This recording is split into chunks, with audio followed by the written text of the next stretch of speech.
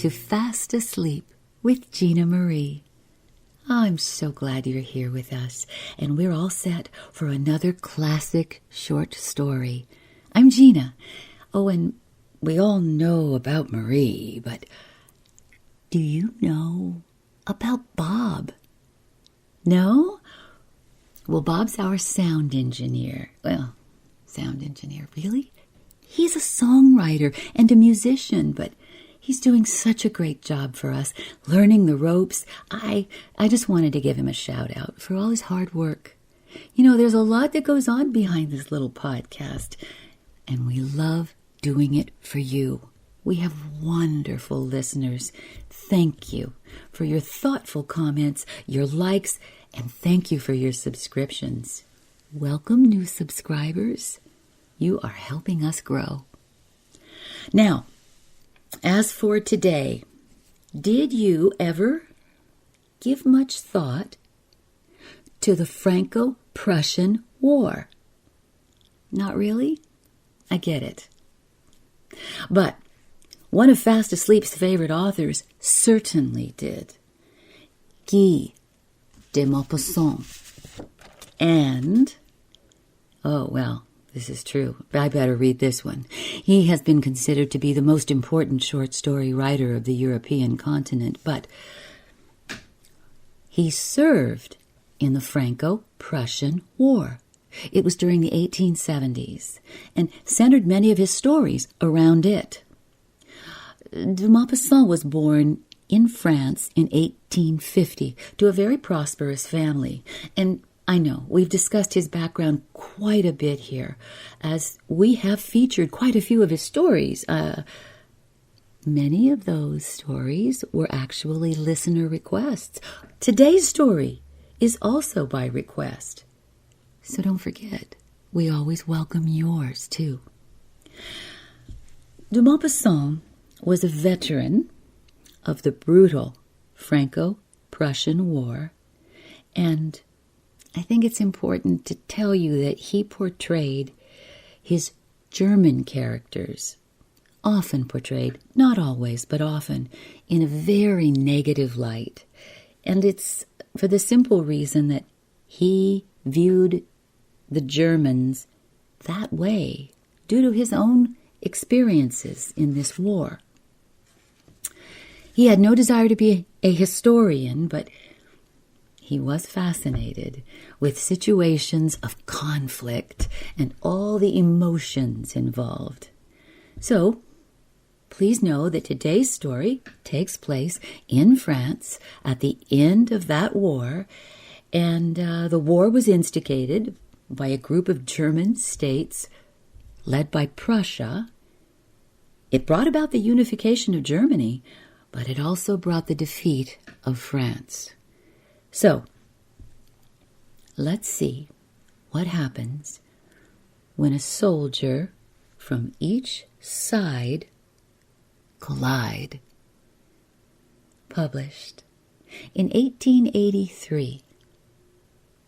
Tuck in, everybody, for Guy de Maupassant. A Duel.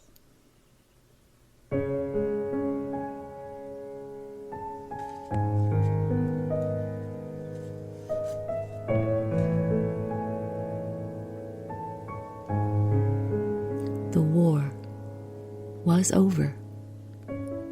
The Germans occupied France.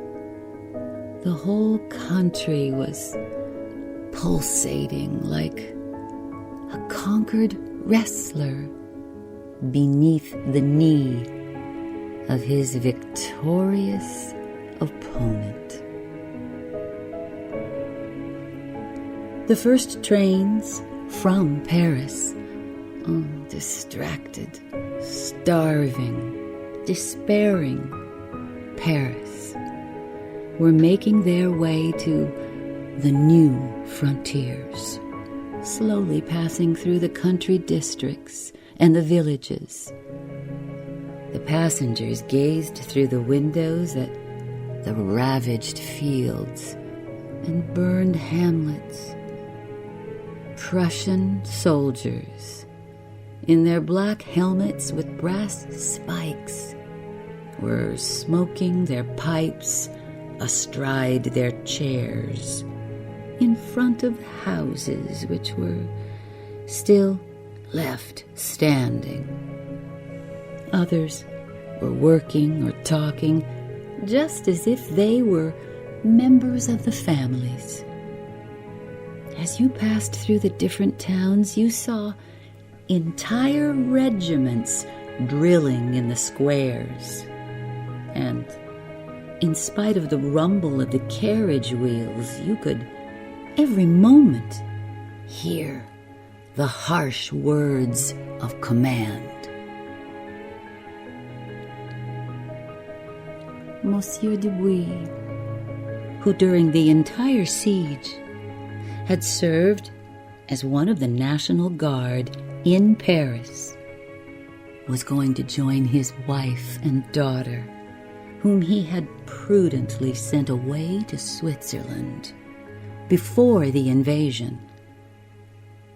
Famine and hardship had not diminished his big paunch. So characteristic of this rich, peace-loving merchant. He had gone through the terrible events of the past year with sorrowful resignation and bitter complaints at the savagery of men. Now that he was journeying to the frontier at the close of the war, he saw the Prussians for the first time. Although he had done his duty on the ramparts and mounted guard on many a cold night, he stared with mingled fear and anger at those bearded, armed men installed all over French soil as if they were at home, and he felt in his soul a kind of fever of impotent patriotism. At the same time, also, the great need of that new instinct of prudence, which since then has never left us. In the same railway carriage were two Englishmen who had come to the country as sightseers and were gazing about them with looks of quiet curiosity. They were both also stout and kept chatting in their own language, sometimes referring to their guidebook and reading aloud the names of the places indicated. Suddenly the train stopped at a little village station, and a Prussian officer jumped up with a great clatter of his saber on the double footboard of the railway carriage.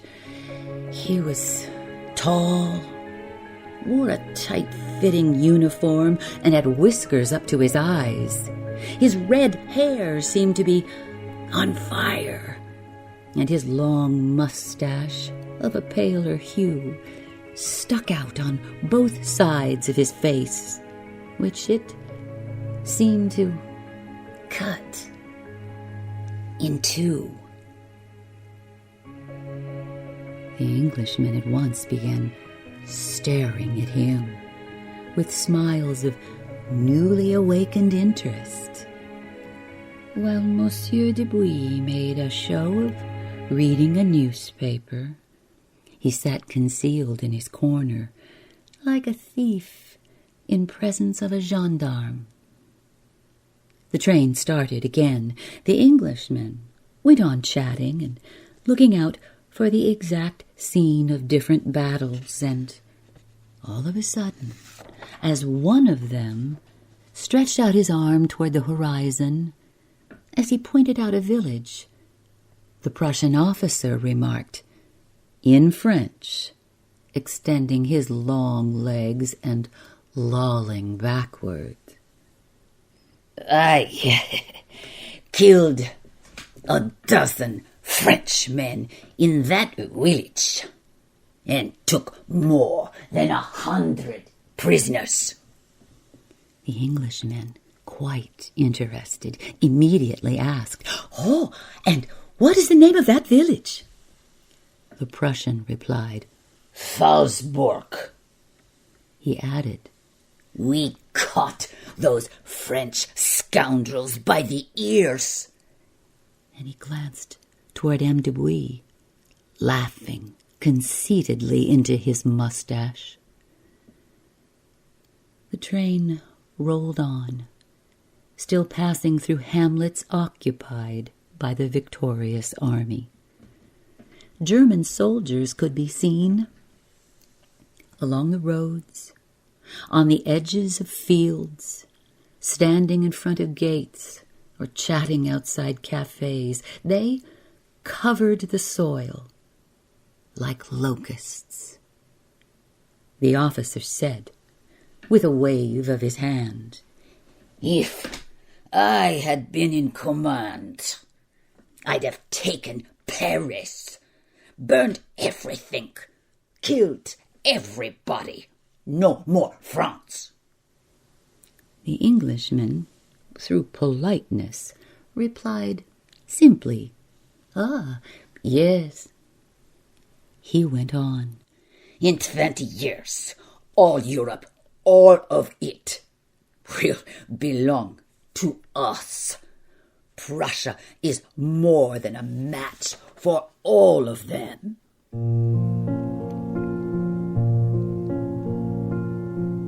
The Englishmen, getting uneasy, no longer replied. Their faces, which had become impassive, seemed made of wax behind their long whiskers. Then the Prussian officer began to laugh, and still lolling back, he began to sneer. He sneered at the downfall of France, insulted the prostrate enemy. He sneered at Austria, which had been recently conquered. He sneered at the valiant but fruitless defense of the departments. He sneered at the Garde Mobile and at the useless artillery. He announced that Bismarck was going to build a city of iron artillery with the captured cannon. And suddenly, he placed his boots against the thigh of Monsieur de Bouy, who turned away his eyes, reddening to the roots of his hair.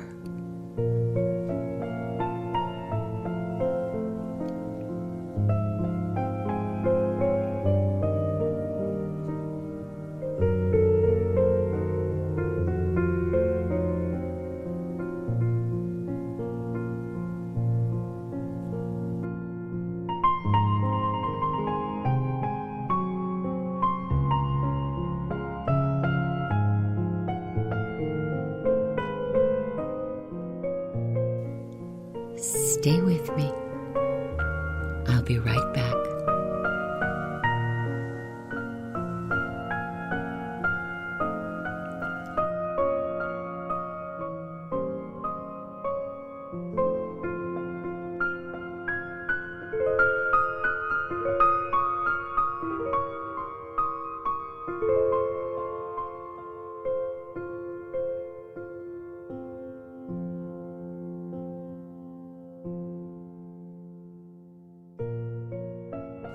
The Prussian officer placed his boots against the thigh of Monsieur de Bouy, who turned away his eyes, reddening to the roots of his hair. The Englishmen seemed to have become indifferent to all that was going on, as if they were suddenly shut up in their own island, far from the din of the world. The officer took out his pipe and, looking fixedly at the Frenchman, said, "You haven't any tobacco, have you?" Monsieur de Bouy replied, "No, monsieur." The German resumed, "Well, you might go and buy some for me when the train stops." And he began laughing afresh as he added, "I'll give you the price of a drink." The train whistled and slackened its pace. They passed a station that had been burned down, and then they stopped altogether. The German opened the carriage door and, catching Monsieur de Bouy by the arm, said, "Go! Do what I told you! Quick! Quick!" A Prussian detachment occupied the station. Other soldiers were standing behind wooden gratings, looking on. The engine was getting up steam before starting off again. And then Monsieur de Bouy hurriedly jumped on the platform, and in spite of the warnings of the station master, dashed into the adjoining compartment.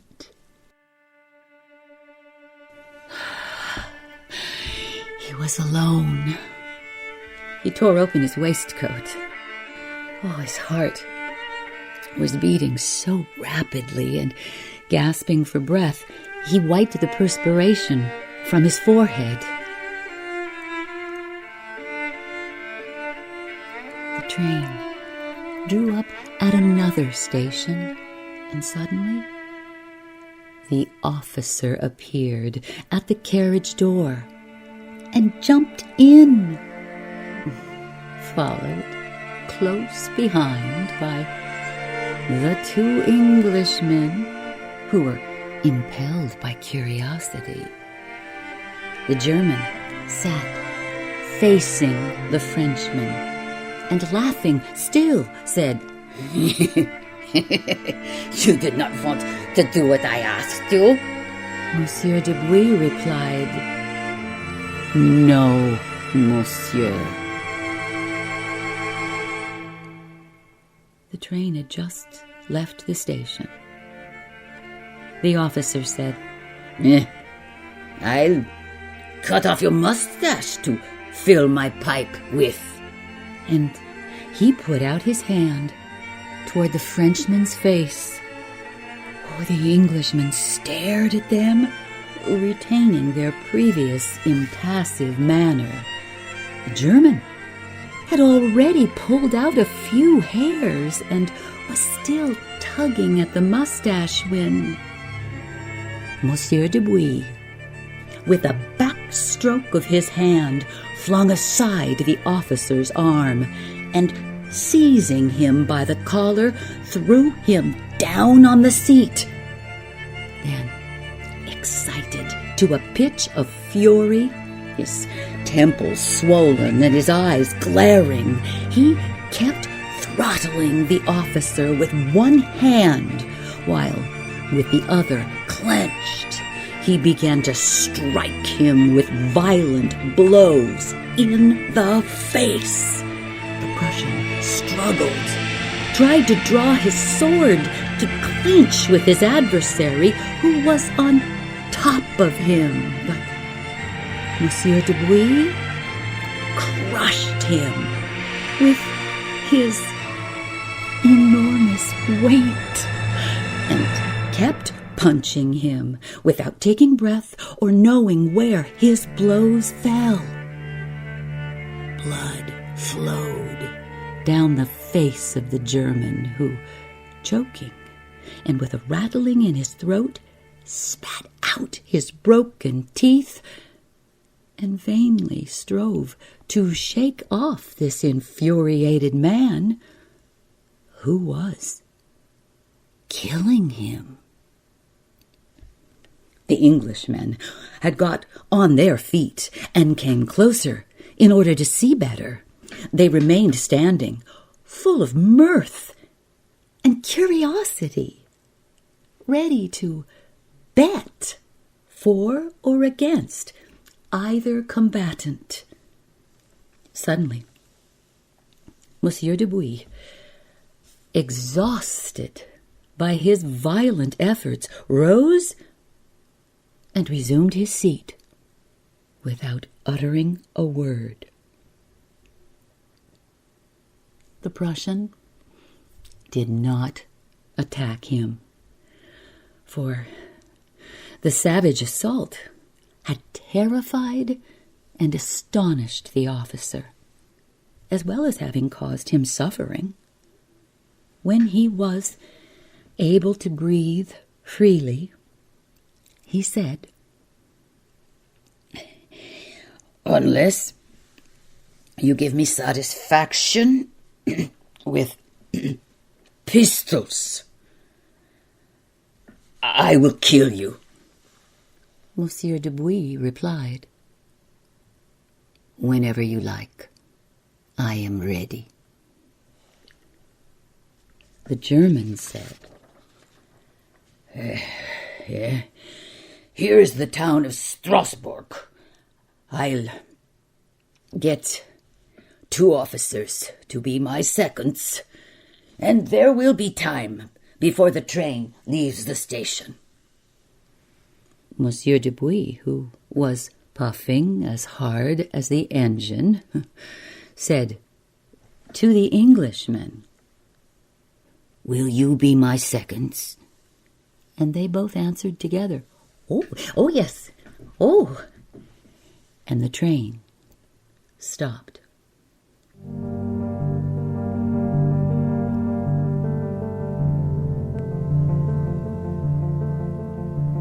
In a minute, the Prussian had found 2 comrades who brought pistols, and they made their way toward the ramparts. The Englishmen were continually looking at their watches, shuffling their feet and hurrying on with the preparations, uneasy lest they should be too late for the train. Monsieur de Bouy had never fired a pistol in his life. They made him stand 20 paces away from his enemy. He was asked, "Are you ready?" While he was answering, "Yes, monsieur," he noticed that one of the Englishmen had opened his umbrella in order to keep off the rays of the sun. A voice gave the signal. "Fire!"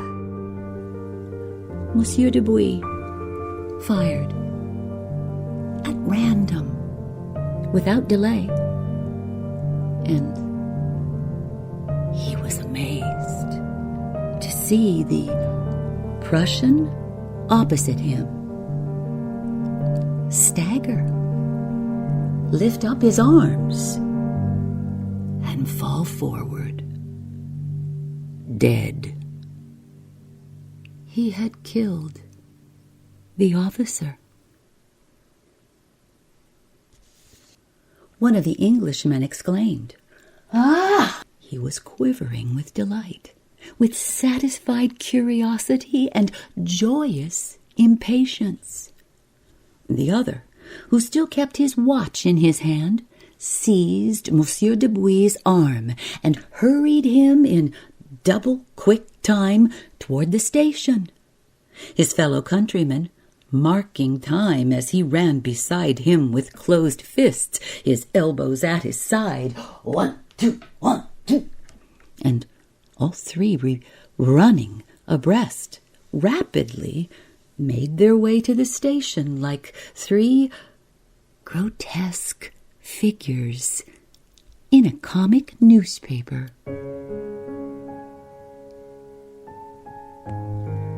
The train was on the point of starting. They sprang into their carriage. And then the Englishmen, taking off their traveling caps, waved them 3 times over their heads, exclaiming, Hurrah! And gravely, one after the other, they extended their right hands to Monsieur de Bouilly, and then went back and sat down in their own corner.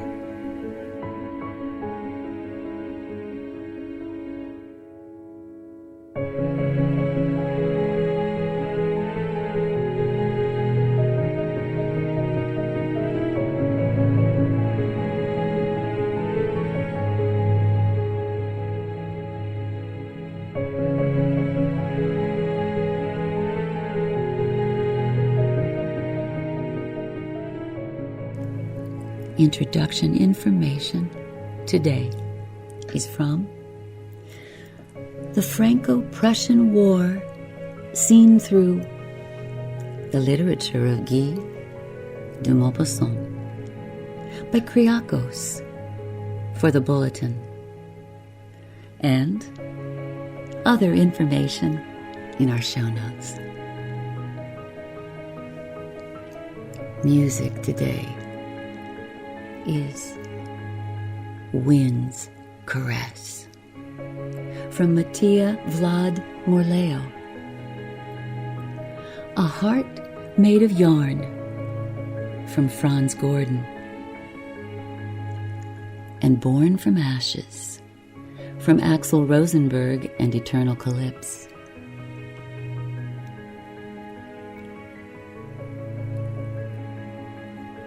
And if you would like to contact me, you can, right here, in comments, or at fastasleepwithginamarie44@gmail.com, or on Instagram, Facebook, and TikTok.